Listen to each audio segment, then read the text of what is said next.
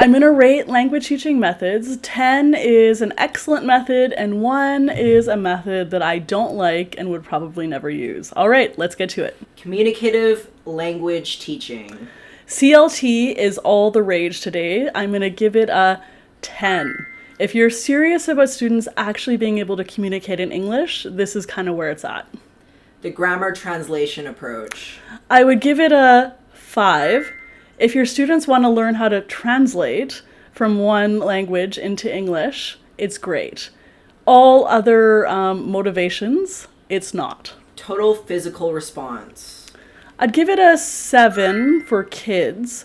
Adults, I'd give it maybe a 3. It's quite fun for students to say, like, stand up, touch your head, that kind of thing, but it's a bit babyish for adults. Audio-Lingual Method. The Audio-Lingual Method is focused on building habits. This is what most of the language learning apps are based on. I would give it maybe a 6 or 7. It's probably better for self-study than it is for teachers to be using in class. The direct method. The direct method uses only English in class. I would give this maybe a 1 or a 2 for total beginners, but if you're teaching kind of high beginners or intermediate or advanced, I would give it a 8 or 9 or a 10. The natural approach. So the natural approach is when you teach a language starting with like first listening, and then you kind of get into speaking, and then you get into reading and writing later. It's like how babies learn a language. They first listen and then they start talking using simple sentences, and then they get into more complicated sentences. I would give this maybe a 6. It's not a bad way to learn or teach English, but there's often a lot of benefit to teaching students how to read first because they can learn vocabulary and do kind of self-study on their own. Task-based teaching. I would give task-based teaching a 9 or a 10.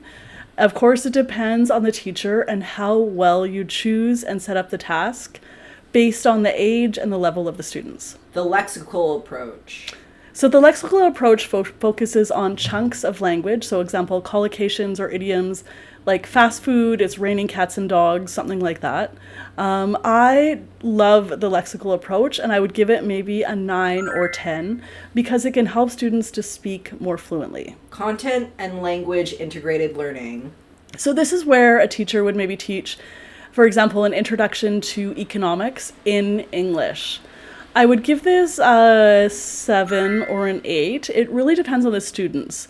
If the students are high enough level to kind of grasp the concepts and ideas they need to learn about economics, it pushes it up to a 10.